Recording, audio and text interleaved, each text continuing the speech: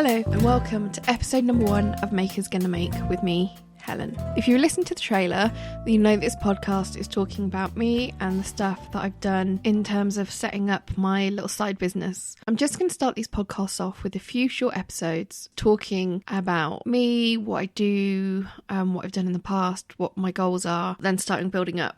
I'm Helen. I live in Warwickshire in the UK with my husband Rick, our 3 cats, and my stepson most weekends. My Etsy businesses are really on the side. I have a day job as digital fundraising manager for a national charity, and I love the job. I've worked in charity for about 14 years and I've worked in digital for about 20 years, which you think would mean that my business, social and digital presence would be amazing, but it's not, because I get home and I can't be bothered, frankly, which is pretty much going to be a running theme through this podcast. Over the years, I've had quite a few kind of created things on the side. I haven't been doing these because I just want money. I've been doing them because for a long time I lived on my own. I also used to do a lot of temp roles and I just needed something that between jobs I got enough money to pay mortgage and bills. I really struggled with those businesses because I think I was doing them out of necessity. I wasn't making stuff that I enjoyed. I mean, I've done stuff like knitting. I can only knit scarves. Literally, I can do knit and purl. That's it. So I made a lot of scarves. Had a lot of wool left over. So then I started making Rapunzel scarves, which is where I just kind of cut 10-foot long pieces of yarn and put them into bunches, all different types of yarn, and then made them, plaited them all, which was great. I did that about 15 years ago. Still have some of those around the house today. I made beaded jewellery. I used to go to a little beading course with my mum. That was about 10 years ago, maybe longer. God, yeah, maybe 13, 14 years ago. Still have way too much of that stuff around the house. Find it very hard to let things go. Then about 8-9 years ago, I started making acrylic jewellery. I didn't have all the equipment myself. I would send off designs to be cut, come back, put chains, findings. But I think one of the issues is I never felt confident in what I was doing and I felt it was good enough. I wasn't very confident selling it. It was very basic stuff. Again, I have so much stuff of that. It was weird as well. I made a Freddy Krueger glove, a Jason Voorhees mask, hypodermic needles. I hate injections, got a massive phobia of injections, but I made these needles. And then things like buckets and spades. It was all very weird. Very weird indeed. Then I realised that maybe I wasn't actually that crafty and I shouldn't be selling stuff that I made because it just was not good enough. So I discovered Smashbooks. From America. They're like scrapbooks that we have in the UK, but themed like journaling and planners, but quite early.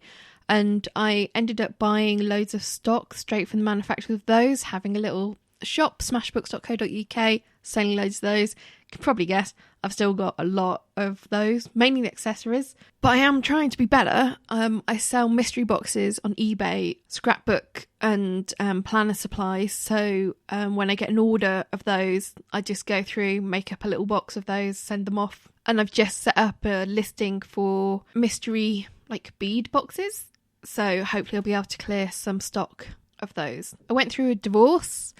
And I didn't do anything for a long time. I just kind of needed to settle on sorting my life out. And I didn't do anything for a while. And then at my job, it was someone's birthday and I got a silhouette machine, a cutting machine a few years before because I don't know why. Again, I saw it, probably thought, oh, I'll have that.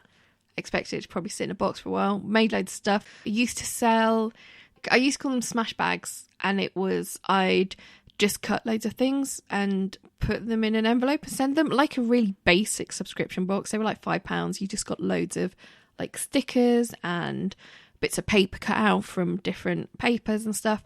Stop doing that. But it's got a silhouette machine. It was someone's birthday and I decided I'd make her a tote bag. I got some heat transfer vinyl HTV when I got the cutting machine that I had lying around, and got a design from the silhouette store and made it and thought, well, it's quite good. Put it on with an iron. Took a long time. So it's just a little gag gift, but I did that. And then I started using software, making some designs, and started Etsy. And that was about 2.5 years ago. The bags that I make are mainly feminist, empowering slogans and some pop culture stuff. The feminist and empowering things are mainly because it's just how I felt after I left my marriage, that I just felt stronger than I had for a long time. I also have another Etsy store where I sell prints for nurseries and also personalised portraits. I thought that one would be the one that would go really well and almost make me like a passive income, because a lot of the prints you can download. I thought that'd be great, have that one, and then that will give me the money that I can work on the other one and build that up. But actually it's gone the other way. In the 3 years I've had them, I've done 1,300 sales on my main one, which is PBFH Punk, not Puff Punk as Alexa keeps pronouncing it.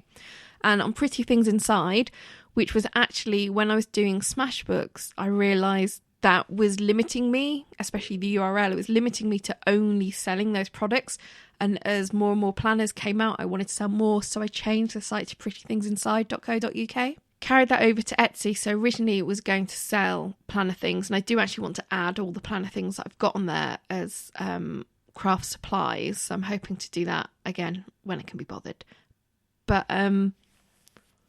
it's actually been the feminist stuff that's taken off a lot more, which is annoying because I have to do more for that. I have to obviously do the bags, cut the vinyl, heat press. I have heat press now and on iron, which is amazing. And I'm just looking at sublimation. So I got a sublimation printer, but I've not really done anything with that because it seems to be quite exact. And I don't think that my heat press is that exact. I think the difference between what I did before and what I do now is what I do now is I still don't have the confidence that it's that great. I'm still surprised every time I get an order, but it's something that I believe in more. The items that I'm selling are what I'd have, but it just feels like I'm doing it for the right reasons, and the products I'm selling are things that I can truly get behind. And I feel that was a real turning point for me when it became selling things as a hobby and not a necessity, that I could maybe take a little longer to think, what do I actually want to sell?